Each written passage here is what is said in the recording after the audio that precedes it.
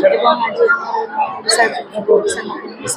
कार्यक्रम में आज नागरिक अत्यंत आनंदित एठार परिवेश जहाँ देखिए समस्ते सचेतन नागरिक बहुत शिक्षित एवं समस्ते चाहते जो डेभलपमेंट महंगा अंचल हो कॉलेज हो आज आपण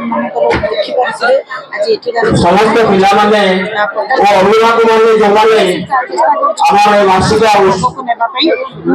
वार्षिक उत्सव जोगदे मुझे कहबी पिला भौतिक विकास एवं शारीरिक मानसिक विकास जो उन्नति आने माननीय मुख्यमंत्री चेष्टा कर खेलकूद मध्यम हो चित्रांकन प्रतियोगिता हो डिबेट कंपिटिशन हो जो